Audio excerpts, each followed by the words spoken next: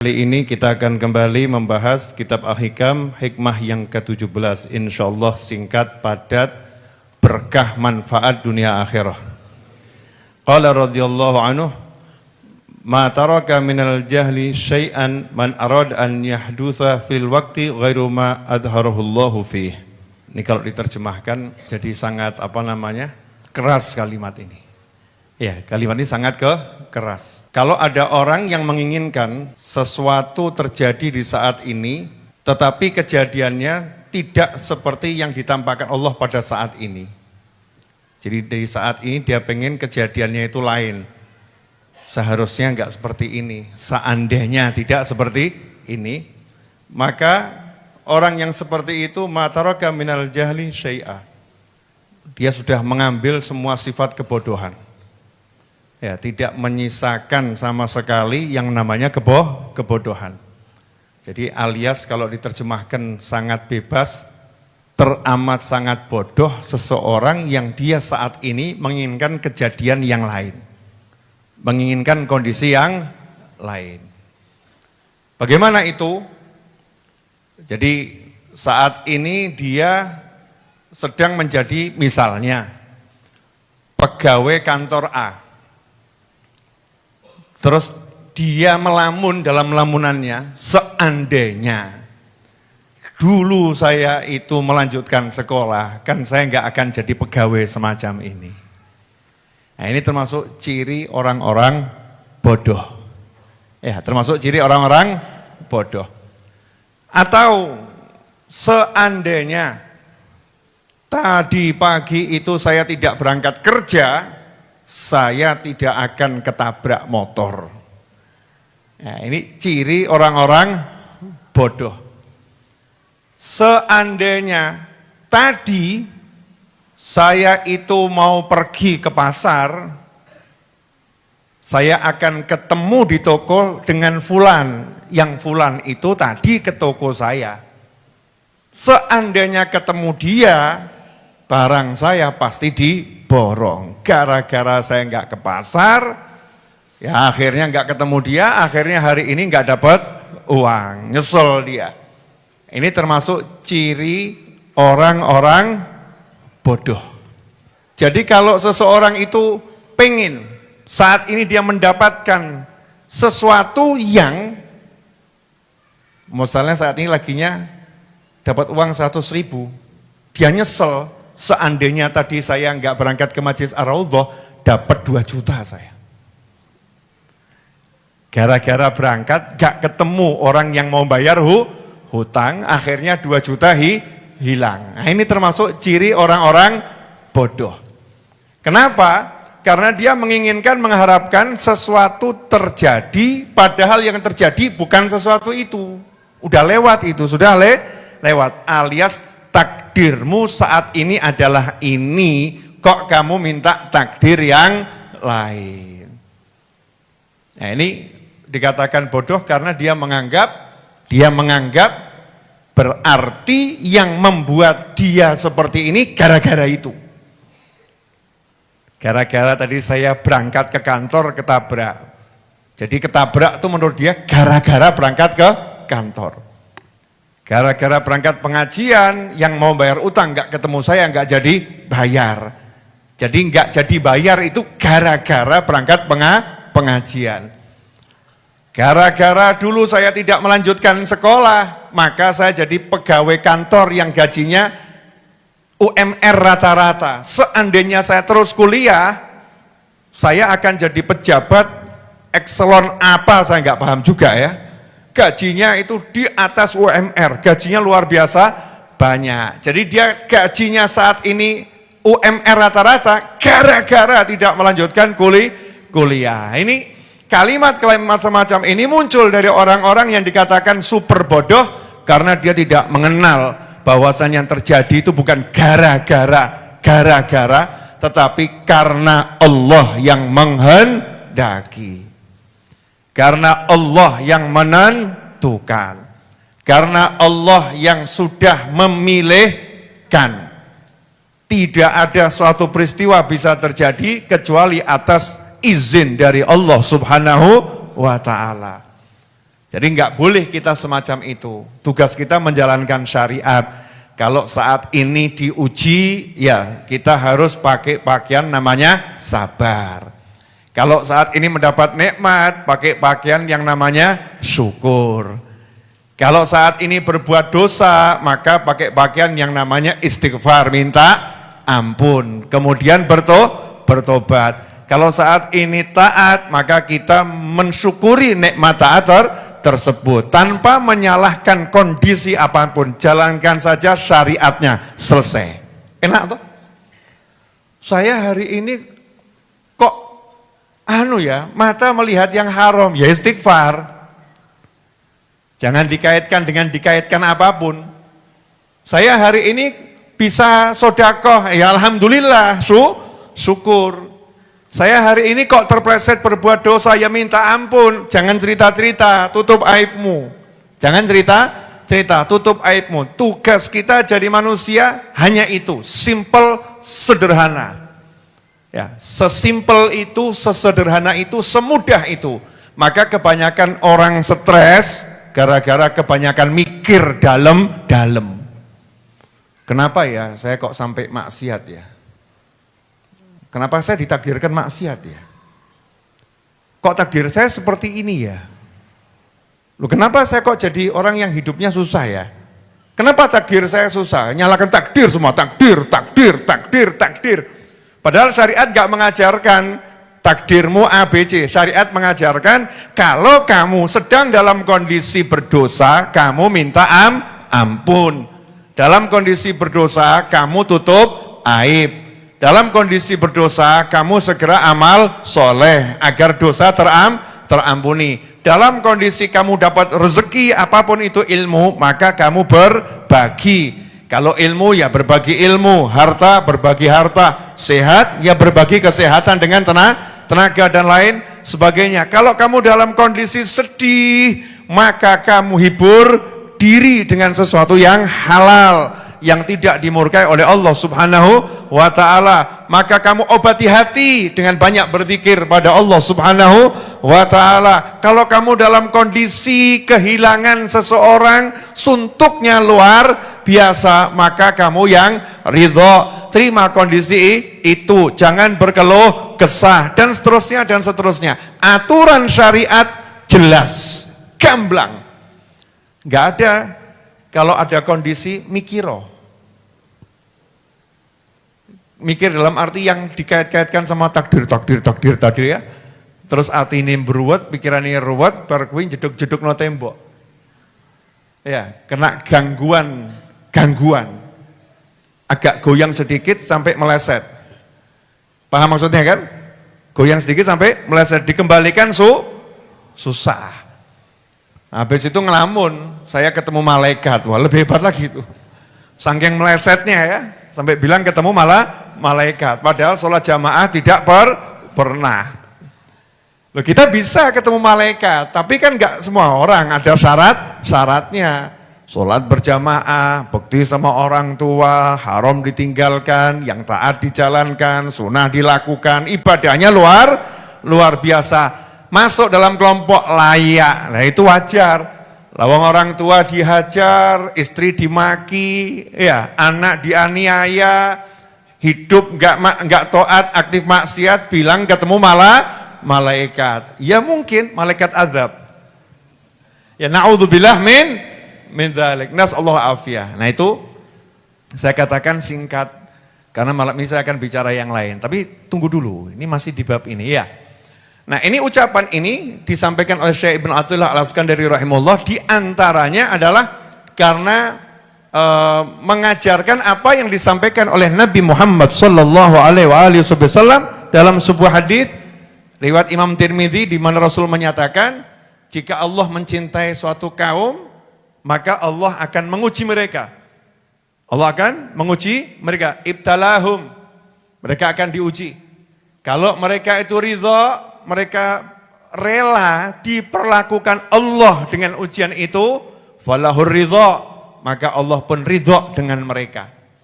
Tapi kalau mereka enggak rela diperlakukan semacam itu, protes, kenapa kok saya begini, maka Allah pun murka kepada dia. Dia enggak rela, dia suhud, dia benci, maka Allah benci juga dengan dia. Ini akan kita bahas 10 menit selesai insyaallah. Ini kunci hidup biar enggak stres. Ya, kunci hidup biar enggak stres. Kenali dulu siapa Tuhanmu. Ya, siapa Tuhanmu? Siapa Tuhan saya? Siapa Tuhan kita? La ilaha illallah. Tidak ada Tuhan kecuali Allah. Kalau enggak ada Tuhan kecuali Allah, jadi jelas yang bisa hanya Allah. Yang berkuasa hanya Allah. Satu-satunya yang berkuasa hanya Allah subhanahu wa ta'ala. Biasanya kalau bab enak kita enggak ngobrolkan ini. Orang punya duit banyak, enggak bahas dia. Baru nikah, enggak bahas. Kalau udah perang baru dibahas. Ya nikah sama istri sama suami, honeymoon pergi ke langit yang biru. Ya, ada lagunya itu ya. Langit yang biru, macam-macam itu, honeymoon, enggak bahas. Tapi begitu ada pertikaian antara suami istri, urip kok kayak gini yo. Baru dibahas. Biasanya terjadi pembahasan itu ketika apa? Merasa dalam ujian. Diuji, baru dia komentar macam-macam. Karena itulah Allah SWT menjadikan ujian itu untuk memilih mana yang masuk dalam kelompok yang dicintai Allah dan mana yang masuk dalam kelompok dimurkai oleh Allah Subhanahu wa taala. Maka kalau kamu ditanya oleh seseorang, ujian ini siksa atau nikmat? Ujian ini siksa atau penghapus dosa? Ujian ini siksa azab untuk saya atau mengangkat derajat? Jawabannya sederhana. Kamu diuji ini hatimu senang atau protes? Protes, azab berarti. Kalau kamu diuji hatimu nyaman, ya sakit ya sakit, sabar ya. Tapi hatinya nyaman, Allah yang uji kok ya. Saya senang-senang saja, cuman saya minta sama Allah biar ujiannya segera diangkat. Biar dikasih solusi, hatinya enggak gersulo, semeleh, hatinya semeleh. Maka yang semacam ini dosa diampuni, pangkat dinaikkan, ya, falahur ridho, maka dia langsung dapat pangkat yang tertinggi, diridhoi Allah, falahur ridho. Karena itu kalau mau tahu kondisi kita di sisi Allah Subhanahu Wa Taala sederhana. Bu, hari ini ngeluh berapa kali? Iya, bapak-bapak hari ini ngeluh berapa kali? Kita hari ini ngeluh berapa kali? Kan Allah nguji kita macam-macam hari ini ya. Mungkin ada yang kepleset, gelundung, kemudian kakinya sakit. Waktu itu Mas Alfian Raudhah nih, mau berangkat ke Raudhah, kebetulan bannya kok enggak lihat aspal gitu ya. Karena habis hujan, jadi masih becek. Nah aspalnya itu ada lubang ya, bannya enggak lihat aspal. Kalau lihat kan bengkok dia ngindari. Karena ketutupan air masuk ke dalam lubang, ya, akhirnya ya alhamdulillah gelundung. Ya, gelundung. Nah, cuman doakan Beb agar segera pulih biar bisa ke Raudhah lagi. Masya Allah itu. Itu namanya diuji enggak protes. Ya, diuji cari solusi. Solusinya minta doa, dan enggak lama udah di sini dengan wajah yang bengkak-bengkak, sembam-sembam habis ciuman sama aspal. Ya, ciuman sama aspal udah tugas lagi. Yang ikut nyedoti karpet, ya bersih-bersih, bantu-bantu ngurusin majelis. Ini kan sesuatu yang bagus, yang luar biasa. Nah, kalau diperlakukan seperti itu kok ridho, enggak protes, enggak protes, ridho, tahu Allah yang izinkan itu terjadi. Maka orang yang seperti itu langsung naik. Falahur ridho. Maka dia dapat ridho dari Allah Ta'ala. Nah, kok ada seorang istri. Maaf ya Bu. Ini nanti dua-duanya saya kasih contoh. Tapi kan katanya pepatah ladies first. Ya, wanita duluan. Betul? Betul? Bu. Jadi yang kasih contoh wanita dulu atau laki dulu? Wanita, katanya wanita sepakat. Ya, Tidak apa-apa Bu, ini contoh ini banyak dialami. Banyak dialami. Ada seorang wanita tinggal di kos-kosan. Karena suaminya tidak mampu kontrakkan rumah. Jadi suaminya baru mampu ngekos. Dan kosnya itu di pinggiran kota mepet dengan sawah desa. Jadi belum lagi mepet sama perkampungan desa, sama sawah desa. Artinya kos yang super murah. Ya, super murah. Kondisi kosnya itu kalau begitu dibuka pintu kamarnya, Masya Allah. Sangat teramat, sangat super sederhana. Wanita ini kemudian suaminya berangkat kerja. Pulang kerja, suaminya laporan, "Dik, saya dipecat dari kantor." Wanita ini kemudian ketika mendengar berita itu, ini musibah, ini ujian. Wanita itu kemudian berkata, "Sudah susah kok masih dibuat susah ya. Sudah susah kok masih dibuat susah. Kenapa hidup harus seperti ini?" Terus naik, "Kenapa dulu aku nikah dengan dia?" Nah, mulai ya, "Kenapa dulu aku tidak menikah dengan sang mantan?" Lu malah kurang ajar. Sang mantan sekarang mulai nih, sang mantan sekarang jadi direktur. Dan posisinya dia masih single, kelihatannya dia masih mencintai aku. Mulai setan masuk. Ya, setan mulai masuk. Udah enggak ridho dengan kondisinya, mulai ngikuti bisikan setan. Insya Allah perempuan seperti ini tidak ada. Amin. Tapi faktanya mungkin ada. Ya, faktanya mungkin ada. Maka wanita yang semacam ini, sudah dia susah, bukannya dapat ridho Allah, dimurkai oleh Allah Subhanahu wa ta'ala. Ngeri atau enggak ngeri? Yaitu paling enggak enaknya manusia itu udah susah di dunia, susah di akhirat. Ya itu enggak enaknya manusia. Padahal orang itu kalau di dunia susah, paham ilmunya, enggak akan susah. Nanti saya kasih contoh, boleh ya? Nah, contoh. Lanjut. Sekarang pria, kan biar adil ya. Biar adil. Sang pria pulang dari kantor, sama kasusnya dipecat. Tinggalnya itu ya sama, ya di rumah yang sama, wanitanya sama. Lapor pada istrinya, "Dik, aku dipecat." Musibah atau enggak musibah? Musibah. Istrinya ngomong, "Dadi wong lanang ra becus. Golek duit ngono wae kok ora iso. Gorok kono dadi wedok." Kalimatnya celeng. Saya mau nanya Pak, sakit atau super sakit Pak? Super sakit. Nah terus jenengan di dalam hati komentar, "Kok rabi mbek wedok kaya ngene ya aku mbiyen ya. Kenapa aku dulu menikahin perempuan semacam ini? Kenapa kok istri semacam ini yang mendampingi hidupku? Sudah susah, sampai rumah tambah susah. Hidup macam apa ini? Seandainya dengan si dia." Masya Allah. Sama ini mikirnya, setannya podo soalnya. Tunggal kecamatan, tunggal kelurahan. Belum ada setan dari luar kota, masih sekitar itu aja setannya. Ya objeknya ya model begitu. Seandainya aku nikah dulu dengan si dia itu anaknya Pak Yai, ya anak satu-satunya, ngelola pesantren, Masya Allah aku udah jadi sekarang ini pengelola pesantren. Wah mulai berhayal, ya mulai berhayal. Terus gak suka dengan kondisinya, urip kok kayak gini.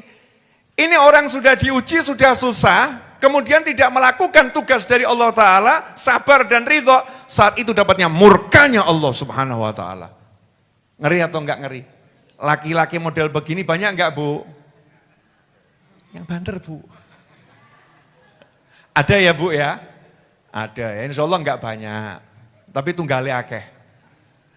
Enggak banyak, tapi tunggale akeh. Na'udzubillah min dzalik. Nah orang yang udah kenal Allah Ta'ala lain. Pulang kantor dipecat. ketemu suami dapat laporan, dipecat. Mesem bareng, ngakak bareng. Tonggone takok, kok do ngakak bareng piye? Lah timbang nangis bareng. Daripada nangis bersama kan lebih bagus ketawa bersama. Lah terus kenapa kalian ketawa? Lah Allah maunya begini kok. Suami udah kerja, saya ya sungguh-sungguh kerja. Kami takwa ya takwa, maksiat ya istighfar. Lah kalau Allah lagi ngasih kondisi susah begini kan tugas kami sabar. Ya daripada sabar itu enggak enak, kami pilih syukur. Kami pilih syukur. Kok iso syukur awakmu? Wes genah ora penak kok syukur. Lah kan cuman urusan enggak punya duit. Yang penting kan aku punya suami. Masya Allah. Yang penting aku punya istri, kata suaminya. Bahkan sekarang yang penting kami punya waktu. Gak punya duit 5 hari gak jadi masalah. Tapi punya waktu 5 hari berdua bersama istri di kos-kosan tanpa ada yang mengganggu. Masya Allah. Kalau melihatnya dengan sudut pandang begini, hidup jadi indah atau enggak indah? Adem. Faman radhiya, siapa ridho dengan kondisi yang Allah beri, falahu ridho, dia diridhoi Allah. Lah kalau udah Allah ridho, tuh nomor 1 hatinya dibuat jembar pasti. Bleng, penak hatinya. Kalau Allah sudah buat ridho, tempatnya dimanapun rasanya lebih dari istana. Oh diridhoi Allah kok. Nabi Ibrahim alaihissalam dalam kobaran apinya Namrud pernah merasa tersiksa? Enggak pernah. Nabi Yusuf alaihissalam di dalam sel penjara pernah merasa tersiksa? Enggak pernah. Nabi Yusuf berada di dalam sumur yang gelap kanak-kanak pernah merasa tersiksa? Enggak pernah. Kenapa seperti itu? Diridhoi Allah. Jadi yang dirasakan nyaman, enak, nikmatnya luar biasa. Berarti hidup ini gampang atau susah? Gampang. Tinggal urusan noto hati. Lah makanya biar hati ini gampang ditoto, kumpul sama orang-orang yang gak keluh kesah. Sohbatul fuqara, kumpul sama orang yang gak punya duit, yang banyak ujian, yang gak keluh kesah. Itu madang no hati. Kumpul sama orang yang kaya raya, yang diobrolkan cuman duit, sedikit sakit keluh kesah 5 hari, 1 minggu, 1 bulan. Kumpul yang seperti ini, meteng no hati. Hati meteng bukan hamil, bukan loh ya. Hatinya gelap. Iya, jadi keras. Makanya Nabi kita Muhammad SAW suka kumpul sama orang-orang yang susah. Tapi bukan sembarang susah. Lawe susah ngresulo mbok kumpuli, peteng dedet. Ya, sudah susah, banyak keluh kesah, itu gelap gulita, gerhana matahari dan rembulan jadi satu. Kumpul sama orang susah yang soleh, orang susah yang dalam dirinya itu muncul cahaya Allah Ta'ala karena hidupnya syukur. Cari orang-orang soleh seperti ini. Alhamdulillah dulu saya temukan banyak. Saya duduk tuh, dulu saya nggak usah sebutkan lokasinya, ya di Semanggi sini. Setiap pulang dari Masjid Jami Asgaf, sholat zuhur, saya duduk di situ. Ya namanya Am Soleh itu, namanya Bapak Soleh. Sama seperti namanya itu, orangnya soleh. Ya, ini Am Soleh ini, Masya Allah, hidupnya cuma mesem senyum, udah tua renta. Istrinya jualan rujak, gobet itu ya, lotes, lotek, jualan begitu. Saya kalau duduk sama beliau, rumahnya kecil. Ya duduknya ya di lincah. Ruang tidurnya di dalam itu dapur, ruang tidur, kamar mandi, semua jadi satu, sak kotak kecil. Ruang jualannya ya ruang tamunya. Tapi hatinya tuh kok asyik betul tuh. Saya nanya, Am Soleh, masih kerja enggak? Masih, kerja full. Saya tuh dulu alhamdulillah anak kecil, tapi teman saya orang-orang tua semua. Ya, teman saya orang-orang tua semua. Maka sampai sekarang saya merasa kecil terus. Saya lihat kalian tua semua. Karena teman saya orang-orang tua. Nah ini subhanallah, saya nanya, kerjanya apa? Mungkin saya nggak pernah lihat beliau kerja, udah tua sekali, sangat tua. Cuman rumah masjid, jual celana kolor. Saya masih ingat persis tuh harganya, Rp750. Celana kolor putih itu loh ya. Karonggoni itu ya, Rp750 yang bahannya putih rada apa namanya istilah itu. linen ya. 750 rupiah zaman dulu itu. Untungnya berapa? Ya alhamdulillah 250 kurang lebih untungnya. Laku berapa satu hari? Kok satu hari? Vol ya, 1 bulan belum tentu laku 1. Loh kok bisa senang? Mau cari apa lagi hidup? Iman, sholat, keluarga, sehari makan mau 10 kali, 20 kali bisa makan. Gitu kok enggak bahagia kan aneh. Itu ilmu begitu tuh buat sampai sekarang hati saya padang loh. Karena kumpul wong susah sing soleh. Lah awakmu kumpul wong susah sing gak soleh. Sing salah. Aku kumpul wong susah sing salah. Kita kumpul orang susah yang salah. Bukan tambah padang, tambah salah.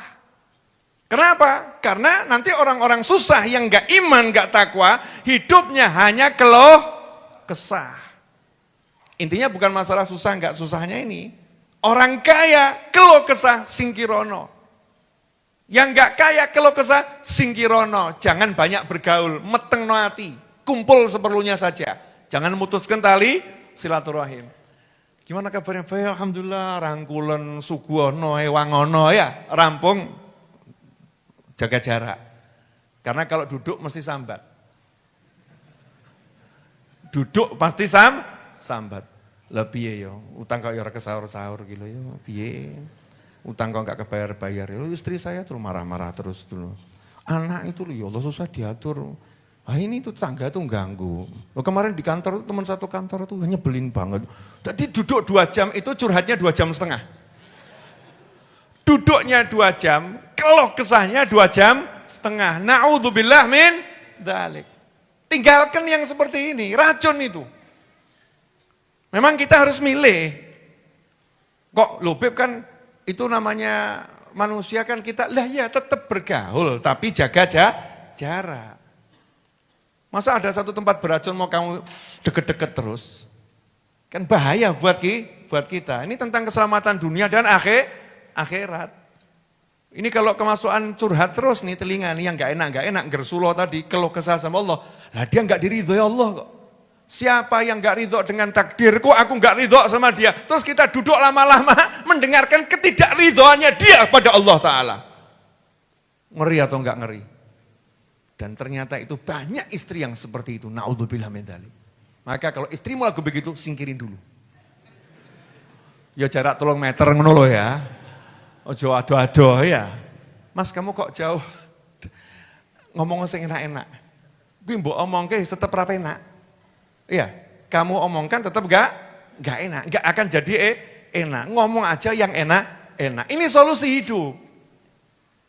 Bagaimana itu bisa dapat rezekinya jadi lapang, urusannya beres, nah gak diridhoi Allah kok.